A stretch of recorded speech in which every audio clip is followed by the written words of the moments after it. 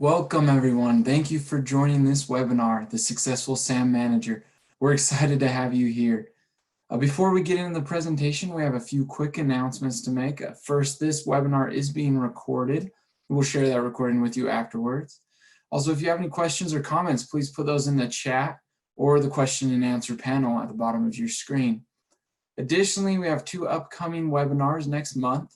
On May 5th, we are going to be joining Reciprocity, and we're going to be covering the top initiatives for information security teams to consider in implementing business continuity and resiliency. Then on May 19th, we'll have a live Q&A panel regarding IBM IASP. That panel will consist of representatives from IBM, Anglepoint, Converge, and even a few companies who are currently IASP participants. That's all we have for announcements, so we'll go ahead and get on with our introductions. I'm pleased to introduce our presenters today. We have Ben Wilcox, a Vice President here at Anglepoint, Mari Peterson, also a Vice President, and Paolo Gagliardi, a manager here. Combined, they have a ton of SAM and ITAM experience, and we're super excited to hear from them. I'll turn it over to you, Ben. Fantastic. So while Paolo's part of the Anglepoint team, he's going to bring the perspective of the client and a SAM manager to this conversation today. So our aim is to bring you a rounded perspective of our experience working with organizations, as well as Paolo's perspective of having been a SAM manager and been on the other side of the equation from Anglepoint. So we're going to share a little bit about who is Anglepoint for those people that don't know who we are. We're going to talk about SAM program development, elements of a successful SAM program, overcoming internal resistance to SAM, prioritization of publishers, and evaluating the need for third-party expertise to support your program. Our aim is to have adequate time for Q&A.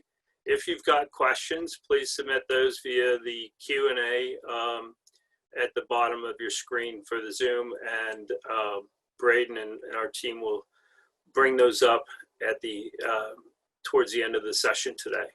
So fantastic. So who is Anglepoint? Anglepoint is a consulting group dedicated to software licensing, software asset management. We work with organizations on a variety of aspects around managing publishers and building SAM programs, really with the aim of driving cost optimization, risk mitigation, and overall operational excellence. We want to help our clients be able to identify, have visibility of their software assets deployed across their environment, but more importantly, to develop the governance, the controls, to move from a reactive state to a proactive state. Anglepoint is a little bit over 10 years old. We have over 110 professionals spread across 7 countries. And we are, in our view, we've got a pretty sizable presence in the space of software licensing, software asset management. We've developed strategic alliances with certain publishers, technology platforms, and resellers to enable us to bring the right competencies, capabilities to our customers to help them out with their challenges. We're very involved from an industry standpoint with Gartner, ISO, IBSMA, and ITAM. You will often find some of our leaders having speaking roles at the events. And worth noting that from an ISO standard, Ron Brill, our chairman, is chair of the ISO 19770 standards covering software asset management. And we have a couple of other individuals that have subcommittee roles. So very involved from an industry perspective.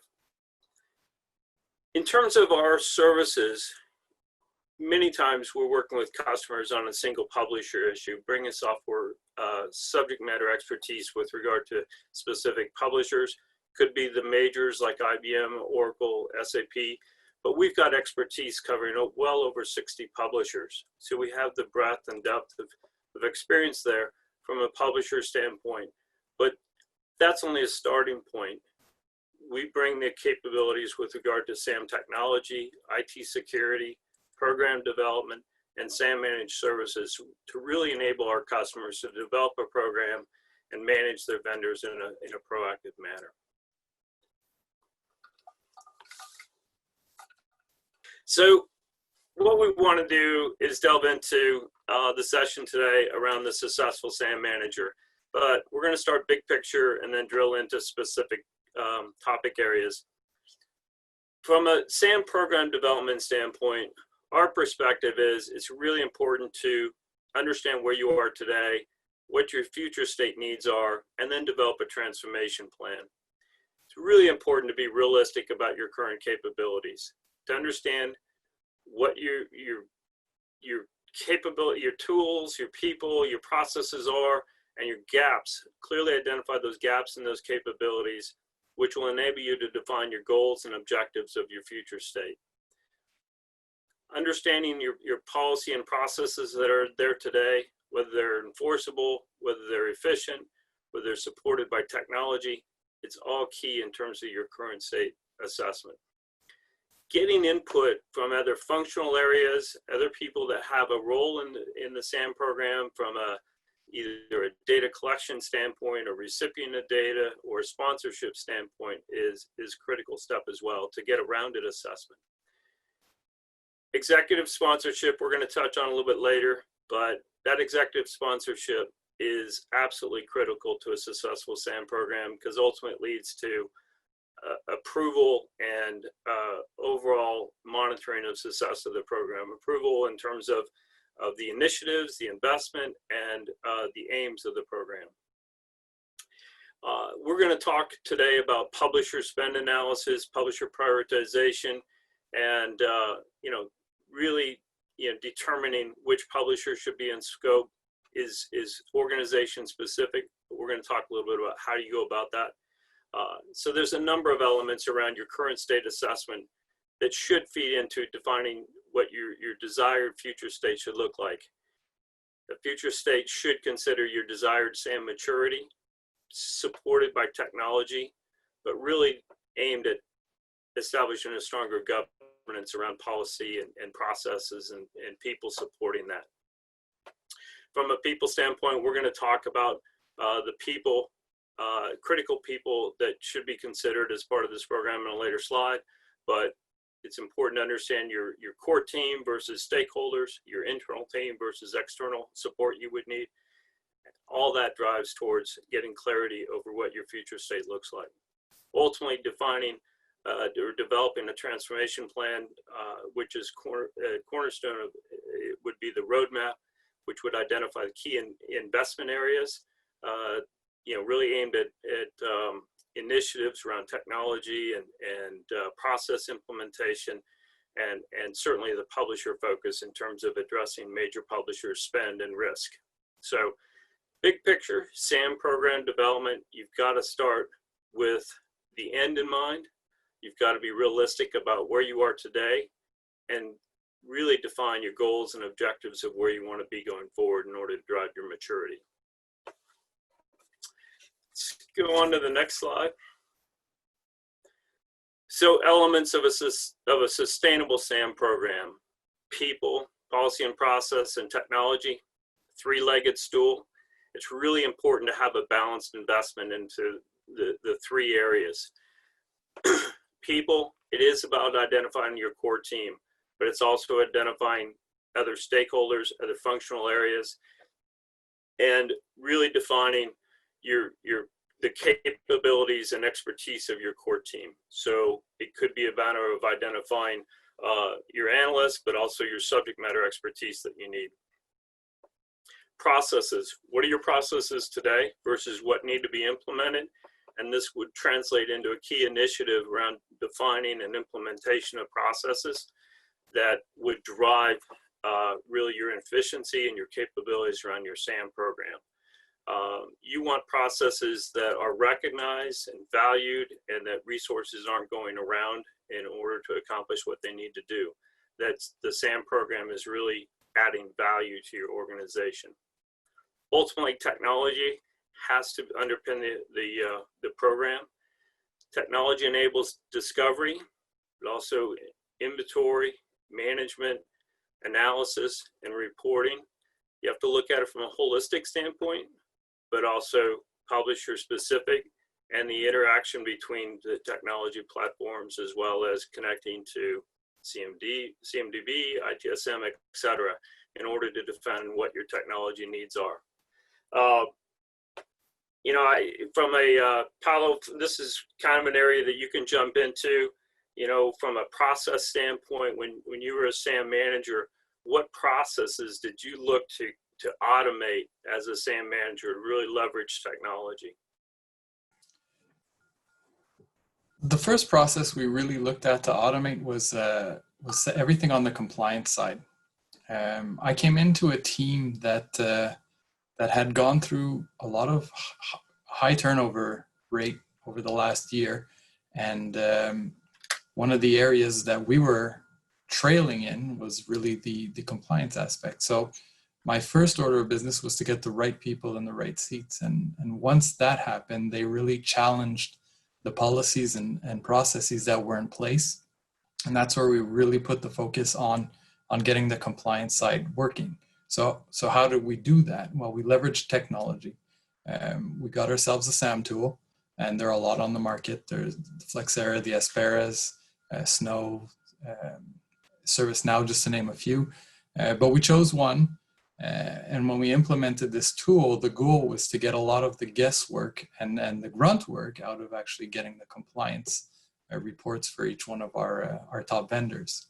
Now, we did it in a little bit of a strategic approach, and we'll talk about how we prioritized a little later.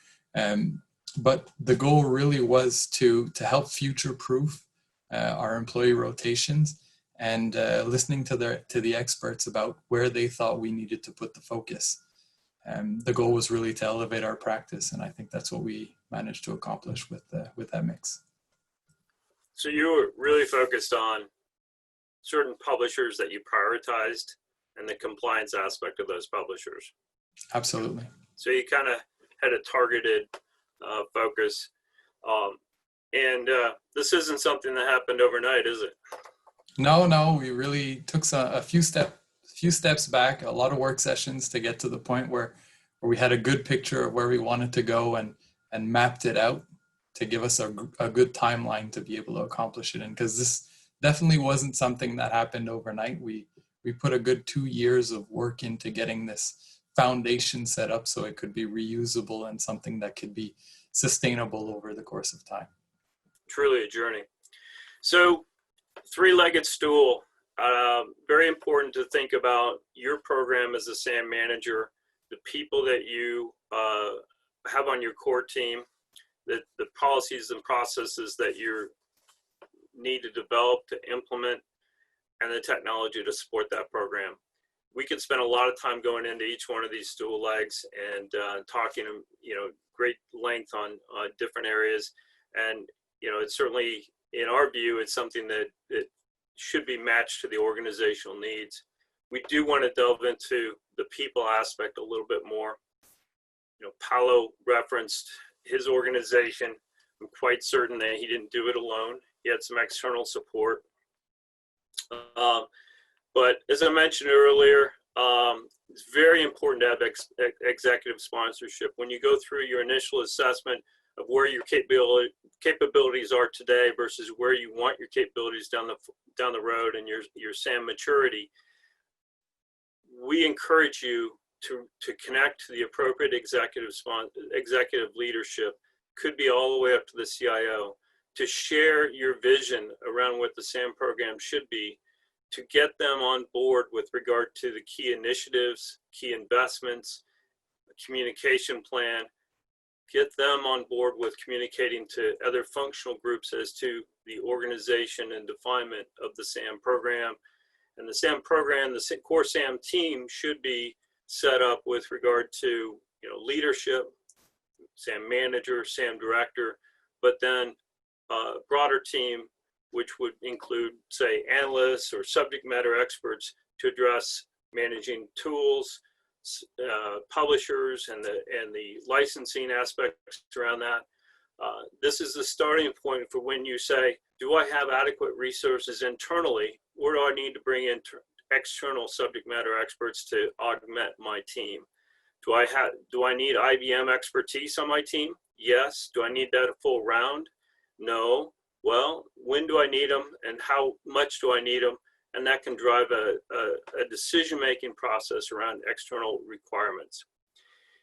Further, understanding your stakeholders, which basically are other functional groups or leadership that may contribute to the SAM program in terms of data, or that you might contribute to their processes, their needs on a periodic basis. And this would include sourcing, IT service management, IT operations, security, legal, finance, business units, or geographies based on your organization. So it's important to communicate to these organizations as to the SAM program development, your vision, and your value back to these organizations or your dependency of these organizations. And you might want to define a specific individual within these functional groups to align to your SAM program. Developing, basically RACI, your roles, your responsibilities, your communication should include stakeholders, across, as we just talked about. And this should put clarity as to, responsibility and so forth. And it translates to looking at, defining an implementation of processes and policies so that there's specific owners of those processes and that you can continue to evolve or develop those processes over time. And so RACI, don't ignore it. Go through the exercise and really get detailed there.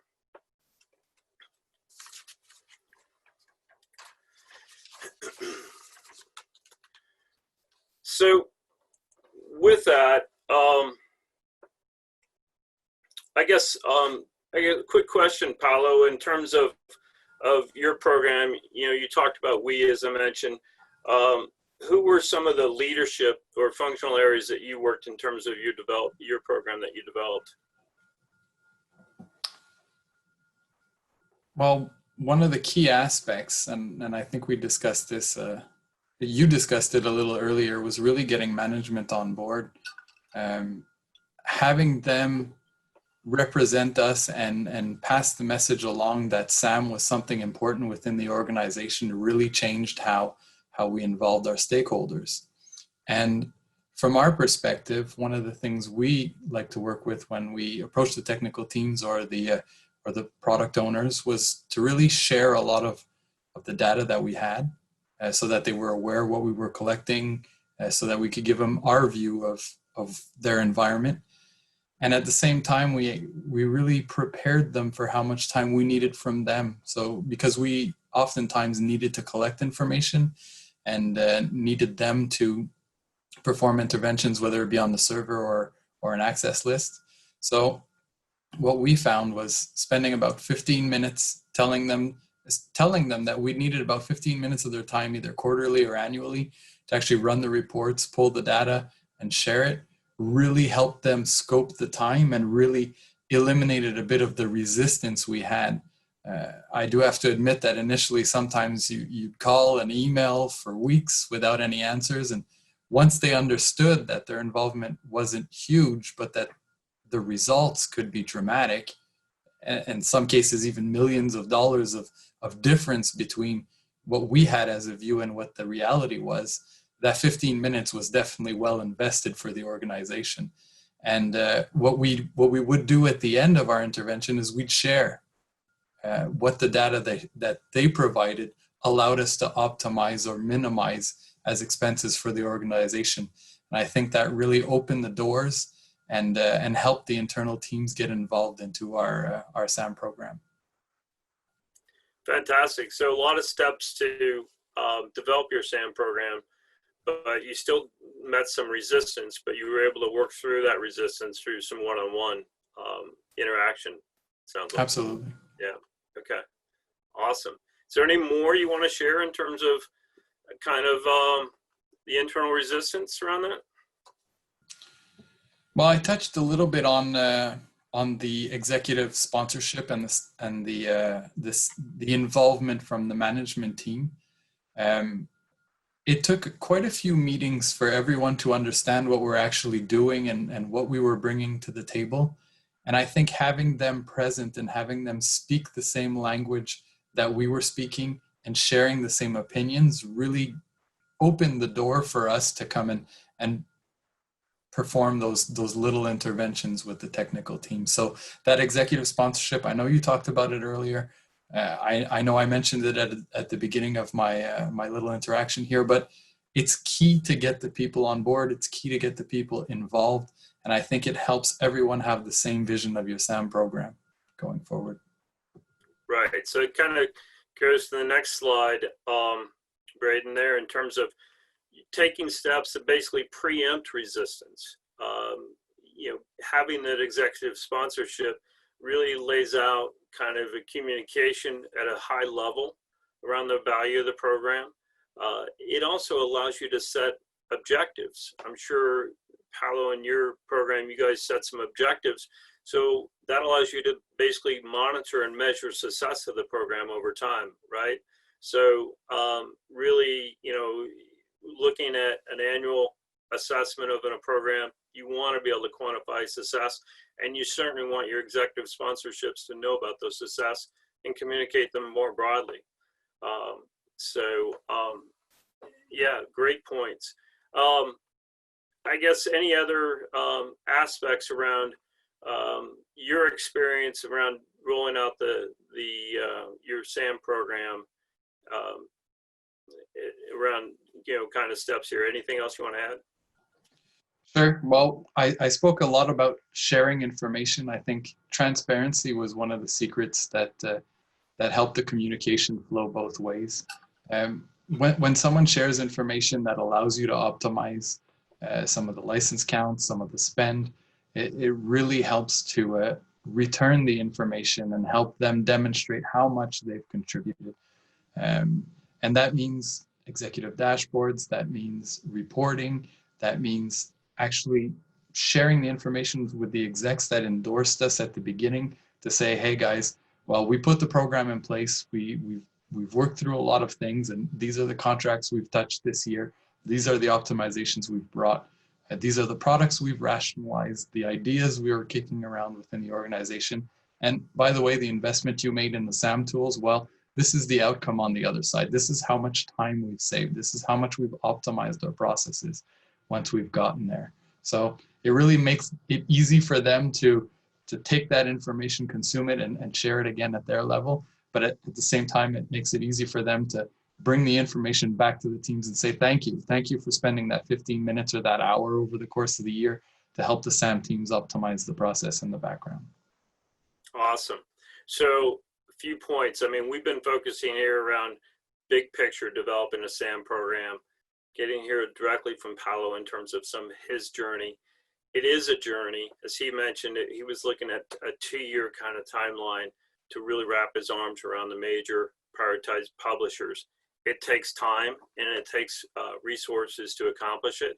And it's very important to recognize that you're looking for executives to make an investment, and they're expecting a return on your investment, on their investment. So that's where quantifying your success and sharing your success comes into play, because what you do want to turn back to that executive team and to your broader stakeholders is look at the risks that we've been able to mitigate, look at the cost savings we've been able to mitigate, look at our operational responsiveness, our ability to support sourcing on their renewals, and look at our ability to respond to vendor audits, minimize the risk around vendor audits, our improvement around vendor management, all different areas where you can quantify success and communicate that upwards to support the executives on an ROI for their investment in this space.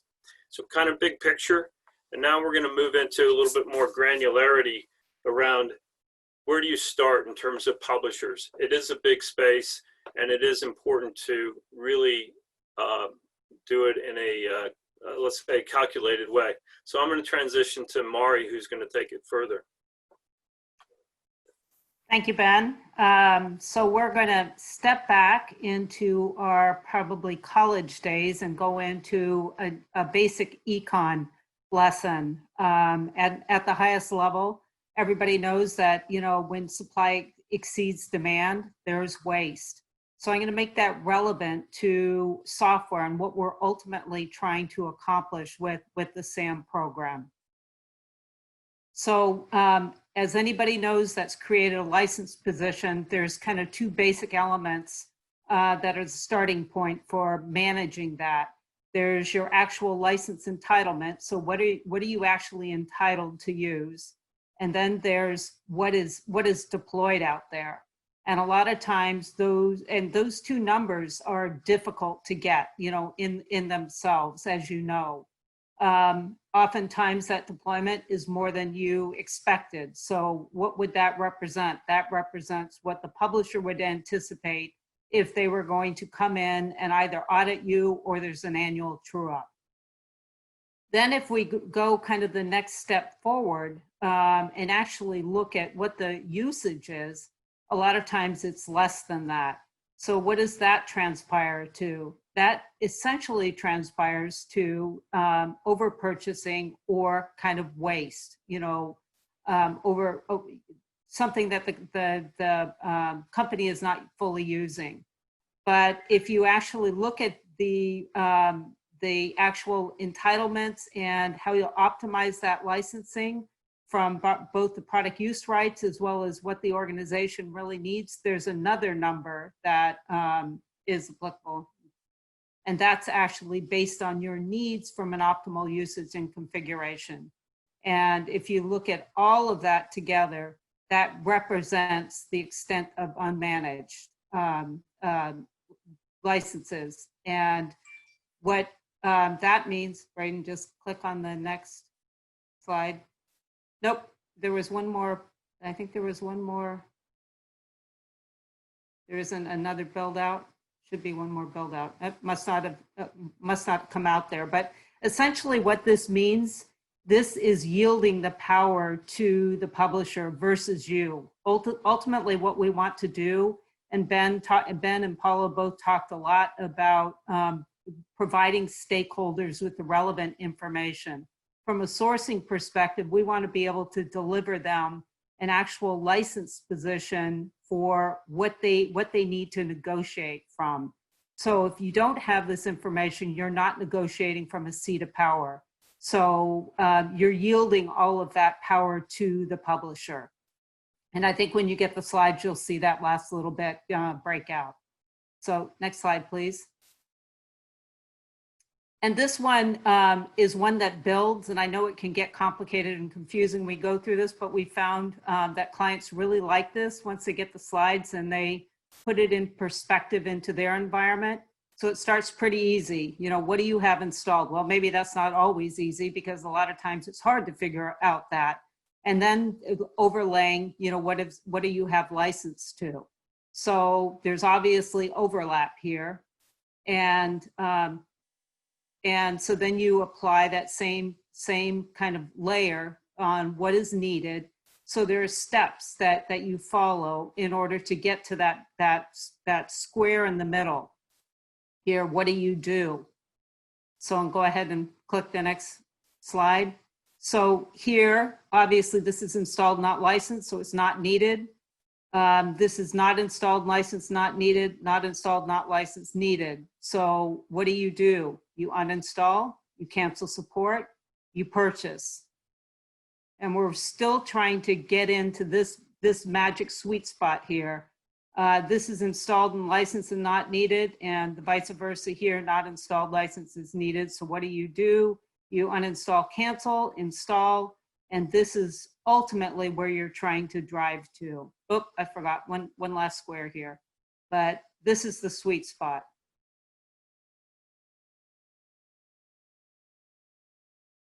And that gives you the opportunity to optimize and remediate. At the end of the day, what we're trying to do with our SAM program is identify and remediate risk and optimize software spend. So trying to stretch that software dollar just as far as we can.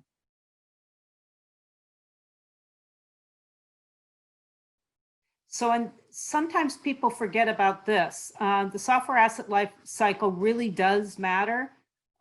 Think about your whole process that your employees go through to request software. Think about when entitlement is granted, that's when the money leaves the organization. When it's consumed, that's when liability is created. And so those are definitely two factors that you have to keep in mind and make sure that this overall process, you know, works very, very well and is integrated into kind of your SAM program and governance and policies and procedures. So that kind of sets the framework for what are we trying to accomplish big picture. And I can tell you, doing this a long time, that we have the opportunity to talk to a lot of clients and read RFPs, and a lot of times they'll start with, I want you to manage all 472 publishers that we have. And we've heard that countless times, and no, you don't. You know, that would be an altruistic goal, but I can tell you it would never happen, and Paulo can probably speak to this personally, but typically, you know, it's and I'll let him talk to that in a minute, but typically it's, you know, the 80-20, 80% of your spend is from 20% of the publishers. The challenge is knowing, you know, who those really are. And it's not just about spend, and even getting spend data. A lot of times, if you're just pulling that spend data from your financial system, you're not getting the full representation, because you can have a lot of spend that's attributed to resellers. And if you're not doing kind of the normalization of where that spend is going from the publisher, through the reseller channel, you may not be getting a full picture of how that spend is being distributed. So spend is definitely very important. Importance to the business is important. You know, how strategic is that technology to your business? We've all probably had experiences where a publisher comes in and does an audit, and the C-level all of a sudden says, well, we'll just take that out of the environment. Well, if you needed to take out database technology, you don't just do that overnight. So it's an important factor to consider, and obviously agreements, true updates, whether the publisher audits, what sort of coverage that you need to look at from a publisher. Not all publishers, you need to put the same level of scrutiny on how you manage the publisher itself. Some are very important to manage carefully, and from an enhanced perspective, we'll talk about, and that would be things like Oracle database and middleware packs. You want to make sure that you count that very well and do it very diligently. And then also look at easy wins. Paulo talked a lot about, essentially celebrating success. Let's look for ways that we can find areas that we can drive victories to our stakeholders, whether that's, helping support a true-up, renewal, just being able to document that areas of risk that are mitigated and or optimization opportunities through cost savings. Paulo, I'll kind of let you kind of elaborate on any stories that you may have from kind of your perspective in the real world. Absolutely. And you're 100% right that you can't treat every publisher or every contract the same way. And you can't give every single license that's installed the same attention. So prioritizing was one of the key factors that helped us really overcome that and decide how much attention and how much involvement we would have with each one of the contracts and publishers. Some of the things that influenced us a lot were how strategic we would position the publisher. So it might have a minimal spend, but it's a publisher that we wanted to expand into over the next 5 years, and therefore we would give it a lot more attention than a publisher that had a couple of $100,000 of spend with a decreasing footprint in the environment. Now, that being said, one of the other factors that we flagged and really put emphasis on was end of life.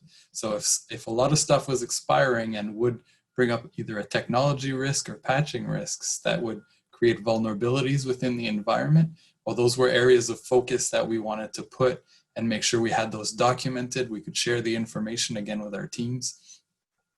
And the last factor that really helped us change the risk level for one of our publishers would be whether or not we've ever completed an effective license position ourselves.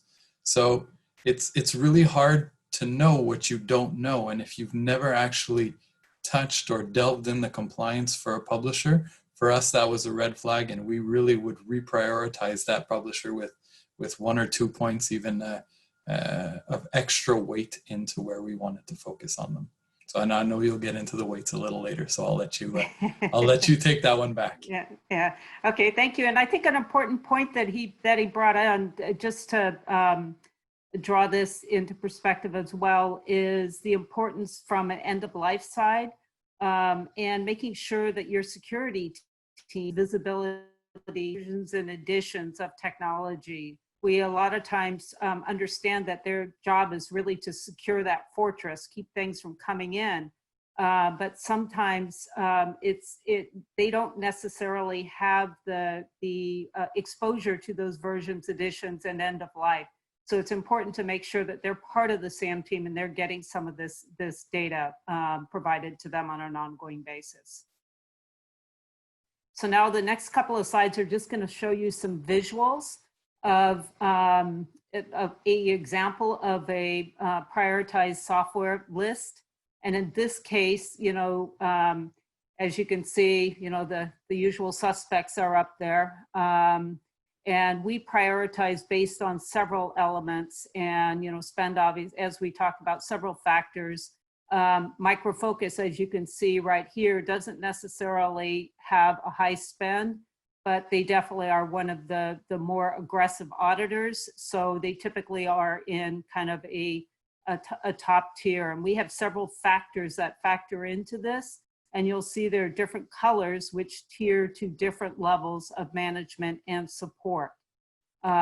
So this is just kind of one way of looking at this. And then I'll go to the next slide and show you another way to kind of consider this. And the definition, we define kind of these basic categories as enhanced, standard, and long tail. And enhanced is really to proactively manage and count well, and leveraging the capabilities of the SAM tool itself, as well as sometimes supplemental procedures that may need to be done outside of the tool. Tools are great and they can be designed to do anything, but you have to keep in mind, if you're starting to create additional capabilities with that SAM tool to do some collection, that anytime you do an upgrade, you have to keep that in mind. So that's where you may want to leverage outside sources, like an Anglepoint, to help with that. And then the standard are more reactive, and you just want to be informed. You may have an annual true-up that you're contending with, and then the long tail, is always there. And if there's something that's in the long tail that suddenly you get an audit, all of a sudden, that becomes, enhanced publisher, and you begin, as Paulo recommended, hey, if we've never done an ELP, there's some lurking threats out there. So then that you have a point in time that you can begin to manage and decide what that cadence looks like. So next slide. And this is just another, I'm really visual, so this is a way to look at the spend and the distribution and how this particular example displayed out between enhanced, standard, and long tail. And then finally, we, a lot of times clients ask the question, how should we build our team? People have, you can go two extremes. You can say, I want to outsource this all to somebody, realizing that you never can outsource really all of it. There has to be somebody internally within the organization, because the managed service provider will never understand your organization like you do. Will never understand the people, the politics, the procedures, all of that. So there always needs to be somebody, but how you distribute that additional capabilities really depends on the organization itself. But we have lots of conversations about the importance of publisher experience and expertise. The way Anglepoint has deep knowledge on that, as you probably have learned, And sometimes the tools go so far, and then eyeballs and elbows help you understand kind of the so what. I have this perfect license position that shows me where I'm over and under, but what do I do about it? That's when you may want to consider bringing in a third party to help you. And Paula, I don't know if you have any specific examples that you'd like to share with the team on how you may have used that in the past. Not specific examples per se, but I'm gonna tell you how we used external vendors and how I positioned them within the organization. And I think that'll help everyone understand how the mix actually works, the mix you were talking about just a little earlier. So my position was we really used our external vendors to address the gaps. You said it very well. We had an in-depth knowledge of how things worked internally, but sometimes we were missing publisher expertise, for example, and then we used an external vendor, Anglepoint was one of them, to actually come and help us with that publisher expertise on an ongoing basis. So we had one contract where we really wanted to continually monitor, continuously ensure that we were compliant, and that's where we brought in partners to help us address that. There were other situations where we were in contract renewals, and like you said, we had a great spreadsheet that told us how many licenses we had and how many were installed. But then how did we address the gap in between? How do we negotiate our renewal so that it works for the organization? So really the optimization part, the renewal part, and really in the last instance, I've used them as part of negotiation support. So how do I negotiate this with this partner? I need this help. I need to get to this position. How do I get there? Can you tell me how others in the industry have gotten there? So that experience is very hard to acquire internally and is really important for a specific point in time. So time sensitive, addressing the gaps are really the main issues and the main points where I would use an external vendor. Yeah, and thank you, Paulo. And the other tidbit to keep in mind is, if you're going to hire those people, you usually need them, once a year or a couple of times a year. So what do they do the rest of the time of the year? So that's why a lot of times it makes sense to leverage that externally. And then finally, we wanted to talk a little bit about a new program that IBM has offered. Well, it's not that new anymore. It's about 6 months, year old. And it's an alternative to license verification. And it's an example of what we'd like to see more offered in the industry as a whole. So do you want to go to the next slide, Braden? So essentially what it does, it's an alternative to being audited. And it is a way that I believe that IBM is really trying to help their clients only buy what they truly need and use. Obviously, they need to be I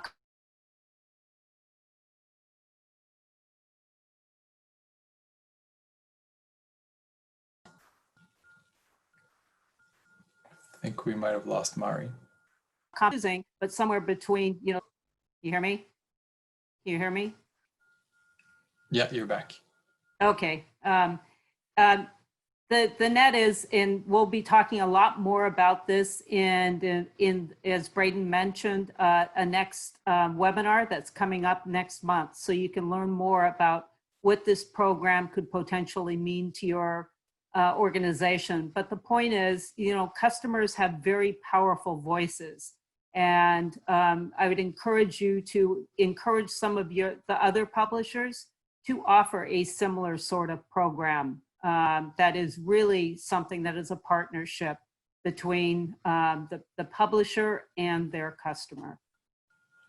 And Mari, I think we lost a key part of that explanation. And what this program really is it enables the customers to self-report for the promise of getting some sort of audit holiday or audit mitigation and allowing them to continuously demonstrate compliance. Right. Thank you, Paulo.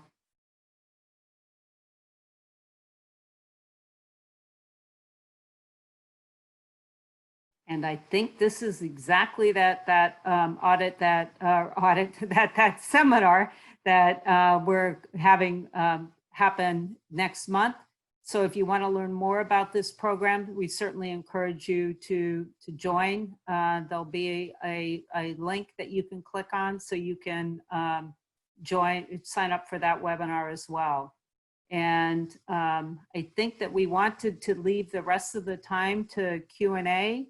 And with that, we'll let Braden open that up to the floor and we can answer some questions. So thank you very much, everybody. We look forward to the continued discussion. Excellent. Thank you. Thank you so much, Mari, Ben, and Paulo.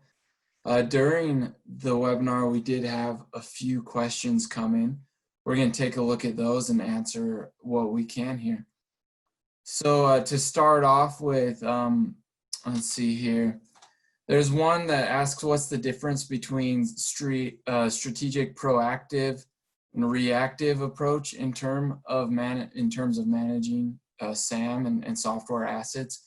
Could you go maybe into a little bit more depth as far as that goes? Sure, I can start a little bit. So the strategic approach really becomes a partnership approach with your vendor. There could be monthly, quarterly meetings where you actually review the evolution of the products, review the growth within the organization, and really do a lot of continuous compliance. These are the ones you want to automate. These are the ones you want to put in your SAM tools.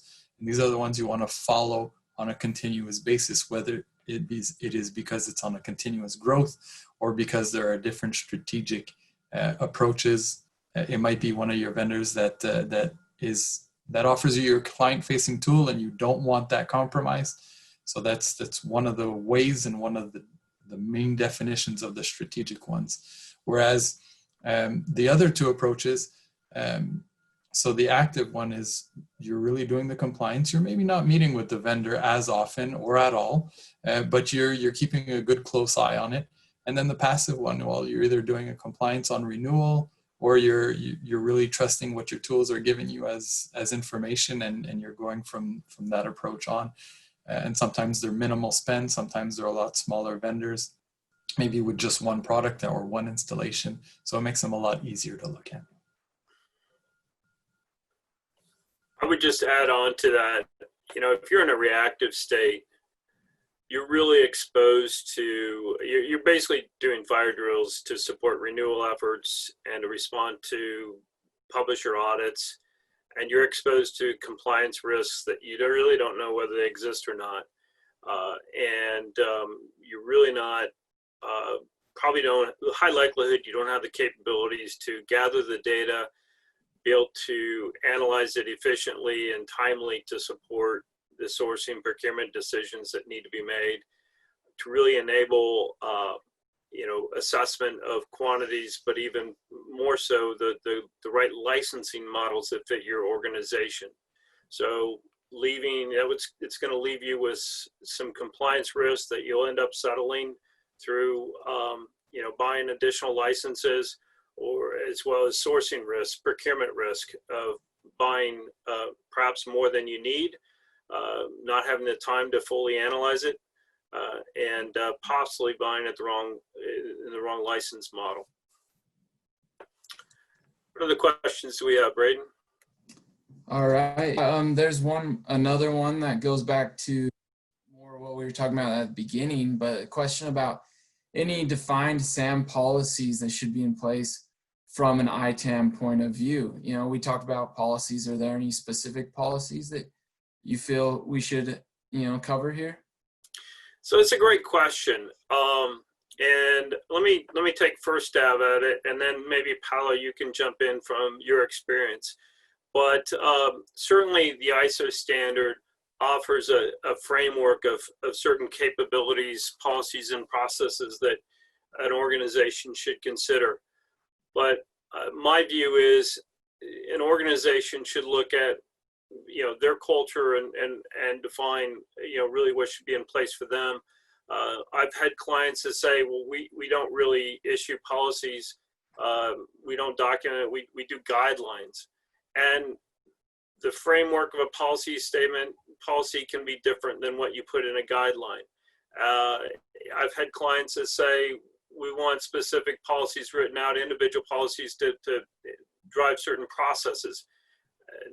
Multiple clients say, I just want a policy statement that covers everything. So you have to take into account your organization and then how do you drive it, what's acceptable within your organization, but how do you drive it to support developing your SAM program? And, also, where does it fit in your SAM journey? So you might implement certain policies and processes early and then stair-step into other processes later. Paolo, do you want to share from your point of view, your experience? Well, I think you covered it very well. Every organization is different. Even every different tower within an organization is different, and each one of the cultures will affect that. I think it's key to evaluate who you're working with, what's important to them, and to actually deliver on those policies first and then build out from there. I think you summed it up very well. Thanks, Ben. Excellent. We'll take a few more questions here. Let's see. So here's a question. It's what's Anglepoint's view on customers who are caught between platform/tool limitations and implementation/managed service partner and are unable to find solutions? At least that's how I understand the question. Do you have any input on that? I think that's a great question.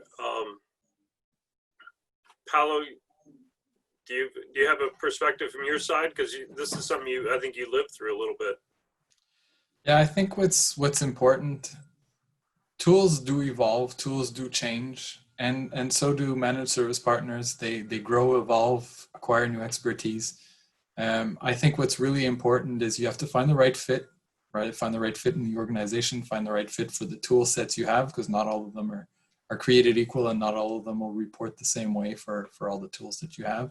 So really find the right tool that fits your organization, fits the licenses and the products you have installed in your environment, and then find the partner who has the skill set to support you. And don't be afraid to change. I've worked with a multitude of partners and a multitude of tools, and once you find the right combination, things flow very smoothly from there on. So I just add on to that, our view, managed services are hybrid, that being that we basically match our services to meet the needs of the organization. This question sounds a little bit like it could be publisher specific, but it's difficult to tell. But at the end of the day, the scope of services should be jointly defined, and really the end objectives defined, and the how to get there agreed upon. Sometimes that requires the client determining to implement a new technology, but it also that whole assessment can allow the two parties to assess how far their tool gets them down that journey, what additional data is required, what additional processes and resources are required in order to get to their end objective. And I think it takes a real partnership to enable that and make it happen. Excellent. All right. We'll take one more question as we're about running out of time here. But finally, one question is, if the RACI model that you had mentioned, Ben, is required to meet SAM maturity and compliance, and then how can we develop a model like that? Great question. You want me to have a go? Go for it. So the RACI model isn't required, but it helps. So it really helps you bridge the gap between the partners you're working with, the internal stakeholders, the external vendors, and the management team, and helps them understand who's doing what and who to involve when. Once that's documented and everyone agrees on it, it really makes splitting up the tasks 10 times easier. I can't say it any differently than that. It really just simplifies and facilitates the whole process. So you could document one on your own. You could do the research. There are partners out there who are specialized like Anglepoint who have programs in place and offerings that can help you go through the motions and accompany you through that journey. But it definitely helps to have something in place within your organization, and it helps the flow of tasks and information through the chain. I would take this one step further in that it also helps communicate your SAM program, because really, well, my advice, in order to do, when you're looking to define a RACI, I would bring in a third party, because essentially you need agreement on certain processes that should be in place, and then agreement as to those roles. So bringing in a third party can help work the agreement to the responsibility, bring in those various stakeholders, share with them the journey you're going down, why you're implementing these processes, their role with it with regard to those processes, and start to work through behavior and operational change as it supports software asset management. It's actually one of the steps in the journey to implementing your SAM program. So I think, Ben, I have to agree that the impartial third party really does help put the RACI in place and really help split the roles at the right place. It eliminates a lot of the infighting. I agree with you on that 100%. Awesome. Braden, I think we're right at the top of the hour. I think we might be out of time. I really appreciate everybody sharing some time, sharing an hour with us today. If you've got questions, follow up, you want to talk to any one of us, please feel free to reach out to us. And Braden, anything else from your side before we wrap things up? No, that's it. I was just going to say, feel free to reach out to Mari, Ben, or Paulo personally, or you can visit anglepoint.com or email us at info@anglepoint.com. So we appreciate everyone joining and hope that you can join us on the next one as well. Thank you. Thanks, everyone.